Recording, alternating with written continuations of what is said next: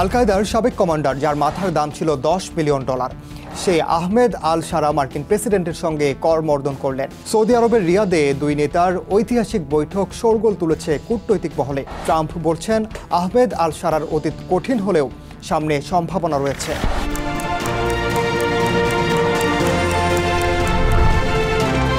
আহমেদ আল শারাকে কি সত্যিই মেনে নিয়েছে বিশ্ব, নাকি মধ্যপ্রাচ্যে নতুন কোনো বিপদ ঘনিয়ে আসছে?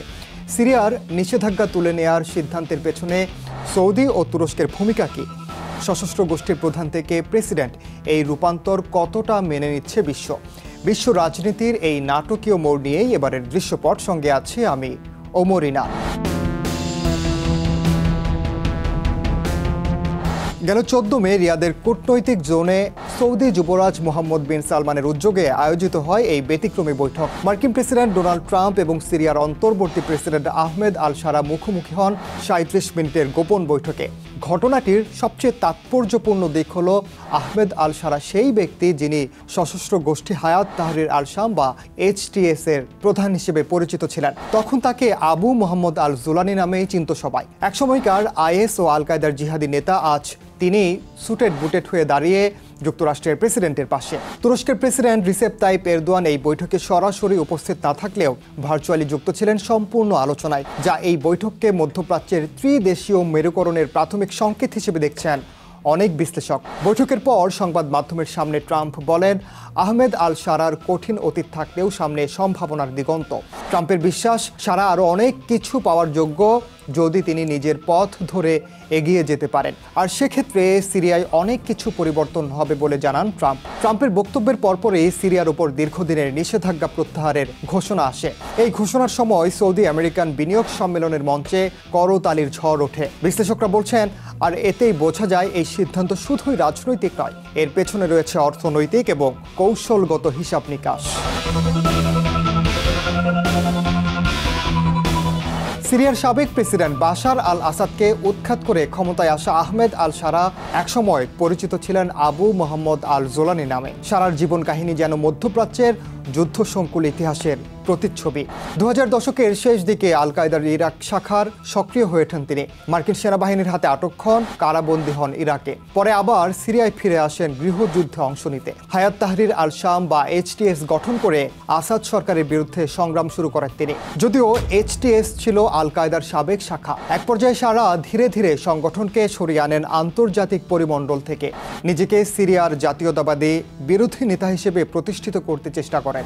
HTS এর নেতৃত্ব দিয়ে আসাদ বিরোধীদের প্রধান মুখ হয়ে ওঠেন আহমেদ আল শারা। 2024 সালের 8 ডিসেম্বর আসাদ সরকার পতনের পর থেকেই অন্তর্বর্তী প্রেসিডেন্ট হিসেবে দায়িত্ব পালন করছেন তিনি। স্যুট-টাই পরে বিদেশি অতিথি অভ্যর্থনা, মধ্যপন্থী ভাবমূর্তি গড়ে তোলার চেষ্টা চালাচ্ছেন শারা। তবে পশ্চিমা গোয়েন্দা সংস্থাগুলো এখনও শারার বিষয়ে সতর্ক বলে জানিয়েছে গণমাধ্যম। বিশেষজ্ঞরা বলছেন, এই বৈঠকের প্রকৃত চালিকা শক্তি সৌদি আরব এবং তুরস্ক। ইরানের প্রভাব কমাতে এই দুই দেশ এখন সিরিয়ায় নতুন রাজনৈতিক শক্তিকে আগ্রহ ভরে সমর্থন দিচ্ছে। আল শারার সরকারকে দ্রুত আন্তর্জাতিক স্বীকৃতি দেয়া হলে সেখানে নিজেদের আর্থিক ও সামরিক উপস্থিতি প্রতিষ্ঠা করতে পারবে এই দেশগুলো। এটাই প্রধান কৌশল। সৌদি বিনিয়োগ তহবিল এরই মধ্যে ঘোষণা দিয়েছে তারা সিরিয়ার বিদ্যুৎ ও অবকাঠামো খাতে $3 বিলিয়ন বিনিয়োগ করবে।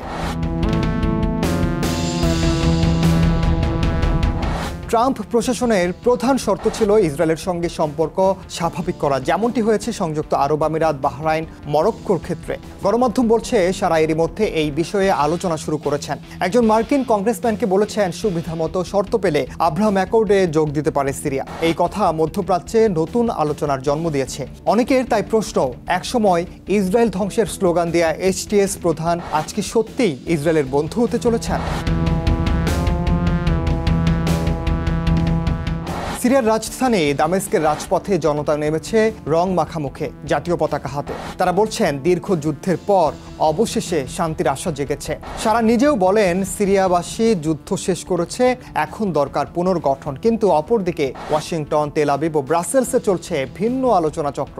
অনেক নিরাপত্তা বিশ্লেষক বলছেন, শারার অতীত কখনোই মুছে ফেলা যাবে না। CIA ও মোসাদ এখনও তাকে হাই রিস্ক ফিগার হিসেবে দেখছে। তারা মনে করছে, এই শান্তির পেছনে লুকিয়ে থাকতে পারে নতুন ধ্বংসের ছক।